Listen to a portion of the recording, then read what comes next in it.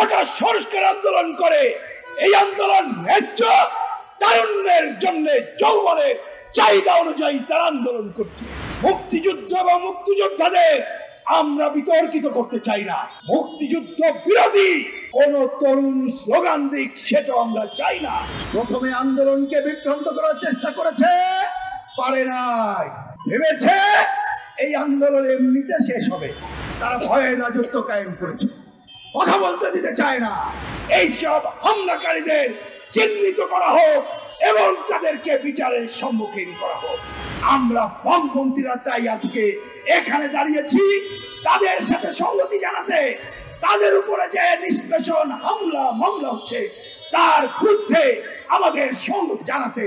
গতকাল যখন আমরা দেখলাম এবং শুনলাম যে ঢাকা বিশ্ববিদ্যালয়ের রক্তাক্ত অবস্থা এবং নিকট অতীতে এরকম কোনো খবর পাইনি যে 2 শতাধিক বন্ধুরা হাসপাতালে যাওয়ার চেষ্টা করলাম, আমরা যেতে পারলাম না। পথে বাধাগ্রস্ত হয়ে আমরা যেতে পারলাম না। ওই হাসপাতালে সিপিবি নেতা ডক্টর ফজলুর রহমান, কমিউনিস্ট লীগের নেতা ডক্টর হারুনা রশিদ, বাসদের মাসুদ রানা আমাদের বাম জোটের অন্যতম নেতা, বাসদের নাসিরউদ্দিন প্রিন্স সহ নেতৃবৃন্দ তারা ছিলেন। তারা সেখানে অবস্থান করেই আমাদেরকে জানাচ্ছিলেন কি ভয়াবহ অবস্থা বিরাজ করছে। কিন্তু আমি এই ভয়াবহ অবস্থার বাইরে বাকি যেটা বলতে চাইলাম সেটি হলো ওই অঞ্চলে আমরা যেতে পারলাম না। এরকম একটা ভয়াবহ পরিস্থিতি গতকাল ছিল। এই পরিস্থিতি কি অস্বাভাবিক ছিল? আমাকে যদি বলেন, আমি অস্বাভাবিকতা দেখি না। কেন? কারণ আমরা অনেকদিন ধরে বলে আসছি যারা ক্ষমতায় আছে এদেরকে যদি ক্ষমতা থেকে হটাতে না পারি তাহলে এদের কর্তৃত্ববাদী প্রবণতা, স্বৈরাচারী প্রবণতা আরো বাড়বে এবং জনগণের উপরে নিষ্পেষণ বেড়ে আসবে। তারা ভয়ের রাজত্ব কায়েম করেছে, কথা বলতে দিতে চায় না। আর এই সময় ছাত্ররা বিক্ষোভে নামলো, এটা তো তারা টলারেট করবে না, এটা জানা। প্রথমে আন্দোলনকে বিভ্রান্ত করার চেষ্টা করেছে, পারে নাই। ভেবেছে এই আন্দোলন এমনিতে শেষ হবে। কিন্তু ছাত্রদের ক্ষোভ, শুধু কি কোঠা, শুধু কি চাকরি চাই? আমার মনে হয় সেটি না, কাজ চাই।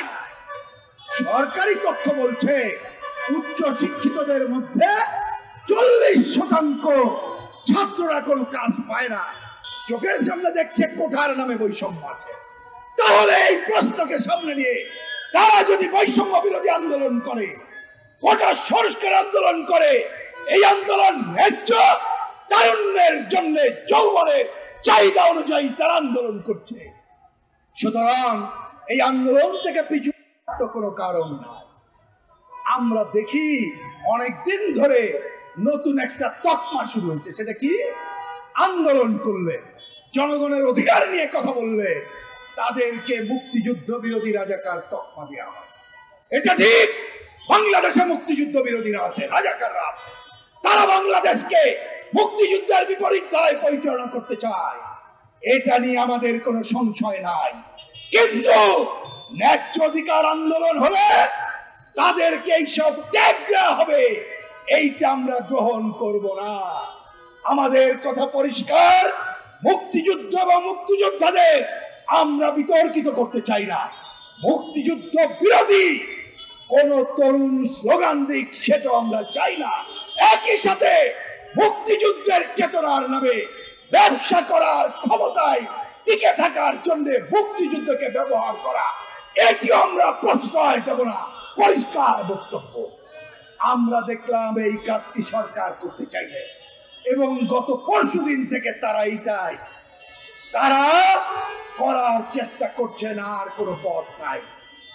আমাদের দেশের আওয়ামী লীগের সভাপতি তিনি ভারত এবং চীন ঘুরে এলেন, সেটা নিয়ে অনেক কথা আছে, আরেকদিন বলা যাবে। তিনি নিজে যে কথাটা বললেন ভয়াবহ, যে তিনি রাগের বশবর্তী হয়ে নাকি এটা করেছেন। 18 সালে আমরা তখন বলেছিলাম এইটা অন্যায়, সংকটকে দিয়ে রাখছে। তাহলে একজন এখন উনি নিজেকে বলছে প্রধানমন্ত্রী, প্রধানমন্ত্রী যদি এ ধরনের শপথ ভঙ্গকারী কথা বলে তার তো ক্ষমতায় থাকার অধিকার থাকে না, সেই কাজটি তিনি করছেন। তিনি শুধু তাই করলেন না, তিনি বললেন তার অফিসের পিয়ন নাকি 400 কোটি টাকার মালিক, এবং তিনি কৃতিত্বের সাথে বললেন তাকে তিনি চাকরিচ্যুত করেছেন। আমরা প্রশ্ন করতে চাই, ফৌজদারি অপরাধে কেন তাকে তখন জেলে দেওয়া হলো না? তার মানে কি প্রকারান্তরে লুটপাটকারীদের প্রশ্রয় দিচ্ছেন বোঝা যায়। বেনজিরের নাম আসার পরে কি আলীর নাম আসলো? আমরা যখন বললাম বেনজির ঠিক আছে, বেনজিরের পেছনে কারাই নাম চাই, পেছনের নাম আসে না, নিচের নাম আসে। বোঝে যে এটা একটা বিপদ। এই কারণে আজকে জনগণের চোখের সামনে তাদের দালাল মিডিয়া দিয়ে, তাদের দালাল সাংবাদিকদেরকে দিয়ে, তাদের দালাল কথাবার্তাদের দিয়ে অন্য ইস্যুকে সামনে এনে জনগণের অধিকার খর্ব করতে চায়। সেইটা খর্ব করতে না পেরে গতকাল হামলা চালানো হয়েছে। দেখেছেন আওয়ামী লীগের সাধারণ সম্পাদক ঘোষণা দিয়েছে যে ছাত্রলীগ যথেষ্ট।